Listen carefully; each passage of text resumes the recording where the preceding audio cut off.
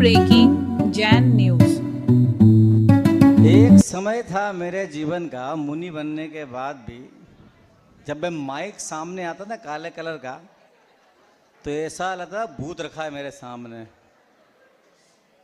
सन 2009 के पहले मेरी ये हालत थी कि माइक धक्का पसीना छूटा बनी बात।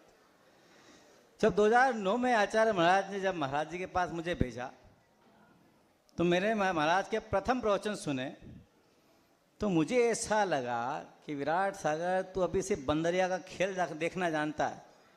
ये जो है ना, ये बंदरिया को नचाना जानते हैं। तब मैंने सोचा कि इतना बड़ा साधु है और मैं कल का छोकरा, कोई मीटिंग बैठने वाली तो है नहीं। एक दिन दो दिन करते करते करते मैंने वर्षों महाराज को सुना, वर्षों, और महाराज मुझसे गवाह हैं। पर महाराज मुझसे हमेशा कहते थे कि 10 मिनट बोला कर, सीख जाएगा। तब मेरे मन में कभी ये भाव नहीं आए कि मुझे प्रवचन करना है।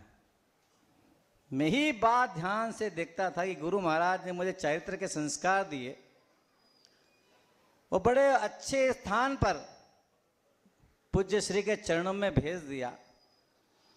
तो सीखने से पहले बोलना ना समझदारी कहलाती है, ना समझी। सीख लो, अच्छा प्लेटफॉर्म मिला हो तो अपनी ढपली अलग से बजाने से फायदा क्या है।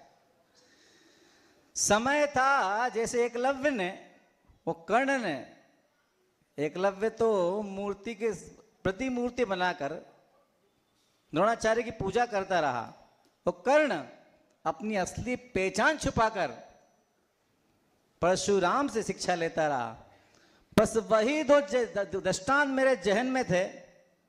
मैं वर्षों नहीं बोला, और मुझे घटना आज भी याद है जब हजारीबाग में महाराज ने मेरे हाथ पकड़ा और बोला कि विराट सागर, हम दोनों को एक दूसरे का प्रतिस्पर्धी नहीं बनना है।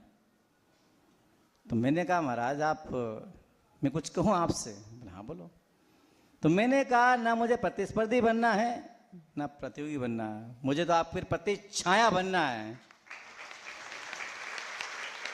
और वही फॉर्मूला लेकर मैं वर्षों महाराज को ध्यान से सुनता रहा, और सुनते सुनते सुनते सुनते आज इतना तो मैंने कर लिया, ज्यादा आपने अपनी गारंटी नहीं ले सकता, इतना तो मैंने कर लिया कि अगर मैं कुछ कहता हूं तो लोग भले बेमन से सुने पर सुनते तो हैं।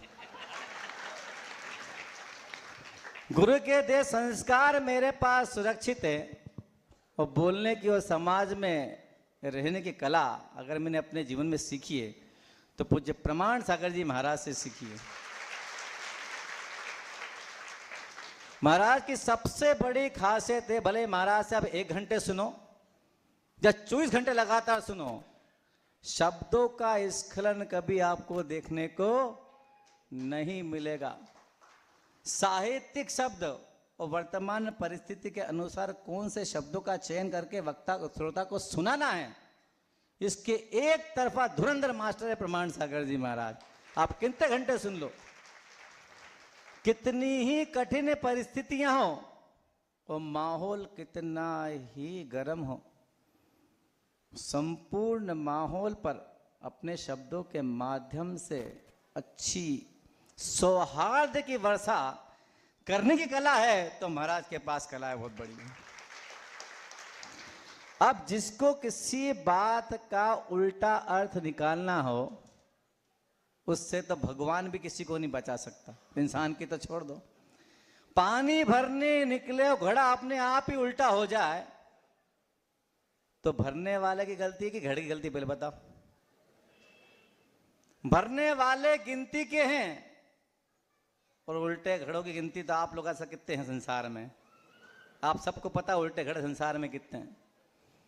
तो जब भी ध्यान दो तो पानी भरने वाले की बात पर ध्यान देना। किस पे ध्यान दोगे? जो पानी भरने वाला है उस घड़े में, उस पे ध्यान देना। पर क्या करें महाराज, हमारी तो बुद्धि थोड़ी सी सीधी से हम पानी भरने वाले पर ध्यान नहीं देते, हम किस पे ध्यान देते?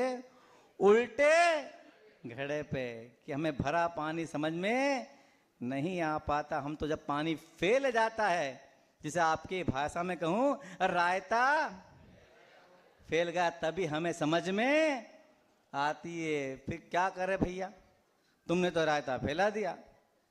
अब जो पानी भरने वाला है वो होता है निष्णांत एक्सपर्ट, जैसे महाराज हैं, कि रायता फैल गया, अशुद्धि हो गई, अब इस रायते फैले को कैसे समेटना है, वो कैसे स्थान को शुद्ध करना है, वो महाराज अच्छे से जानते हैं।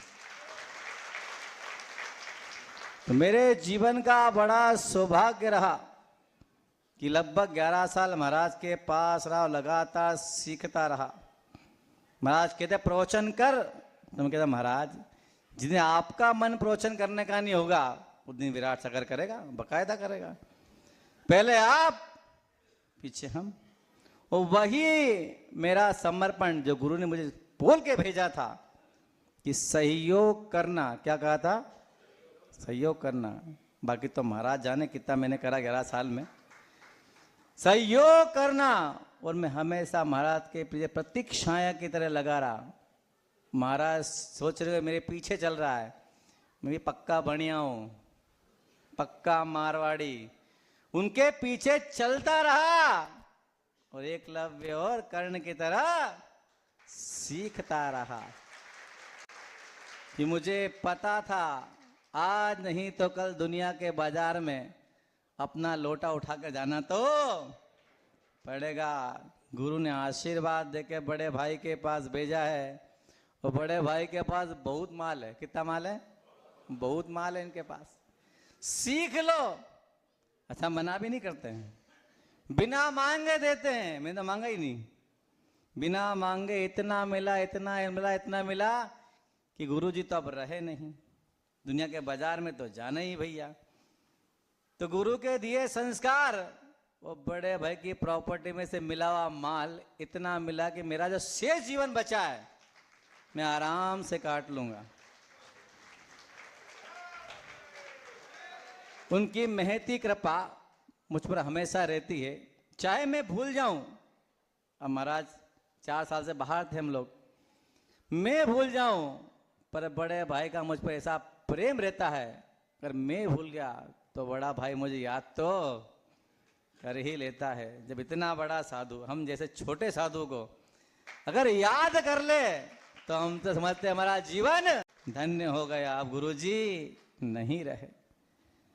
जितने संग के बड़े साधु हैं और जितने हम छोटे साधु हैं, भगवान से ही प्रार्थना करते हैं कि जैसे गुरुजी की भक्ति करते थे, हम सब अपने बड़ों की भक्ति करने के लिए तत्पर हैं। बस एक ही आशा रखते हैं कि जिस तरह गुरु हमको देते थे, हमारे गुरु हम पर प्रेम लुटाते थे, अपना आशीष लुटाते थे, जितने हमारे बड़े हैं ये सारे के सारे 5 अंगुली की तरह मुट्ठी बन जाए और दुनिया को ये दिखाए कि बोला है तो याद रख लेना।